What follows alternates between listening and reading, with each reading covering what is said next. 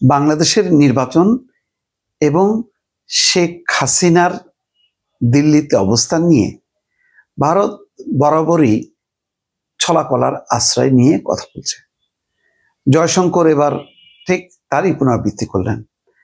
এখন একটা কথা বলছেন যে শেখ হাসিনা ভারতে থাকবেন কিনা সেটা তাকেই সিদ্ধান্ত নিতে হবে, মানে ভারতের সিদ্ধান্ত নেওয়ার বিষয় না, এটা হচ্ছে তারই বিষয়। কিন্তু দেখেন আবার বলতেছে যে তিনি যে অবস্থায় এসছেন সেই অবস্থা বিদ্যমান কিনা সেটা বিবেচনায় নিয়ে শেখ হাসিনাকেই সিদ্ধান্ত নিতে হবে যে তিনি ফেরবেন কিনা। তার মানে এটা কি? তার মানে এটা হচ্ছে তিনি যে ধাওয়া খেয়েছিলেন বাংলাদেশ থেকে, যারা ধাওয়া দিচ্ছিল এখন তারা ক্ষমতায়, তাহলে সেখানে যাওয়া যাবে না।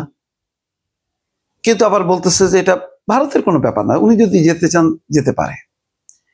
এগুলো হলো কূটনৈতিক মানে চাল আছে না, মানে ওই গ্রামের ওই কিছু চালাক লোকের কথাবার্তার মতন আর কি। এটা একটু উন্নত সংস্করণ আর কি জয়শঙ্করের এই কথা।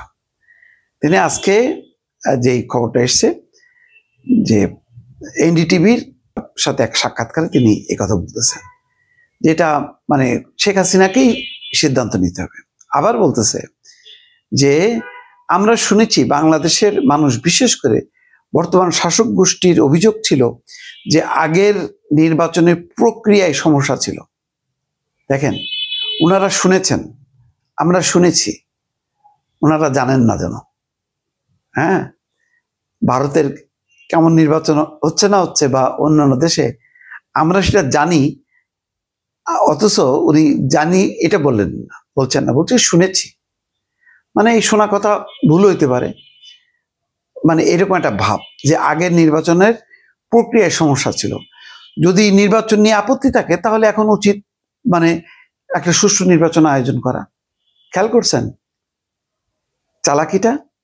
বলতেছে আগের নির্বাচনে তো কি ছিল, সমস্যাটা ছিল এটা অংশগ্রহণমূলক ছিল না, সুষ্ঠু ছিল না, নিরপেক্ষ ছিল না।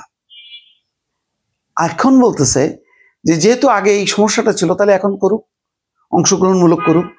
অংশগ্রহণমূলক করলেই তো আওয়ামী লীগের ইন হওয়ার একটা ব্যাপার আছে। দেখছেন কত চালাকি? ওনারা এখন শুনতে পাচ্ছে, কিন্তু যখন নাকি 15 বছর ক্ষমতায় ছিল শেখ হাসিনা, তখন ওনারা শুনতে পারেননি, জানতেও পারেননি, শুনতেও পারেননি।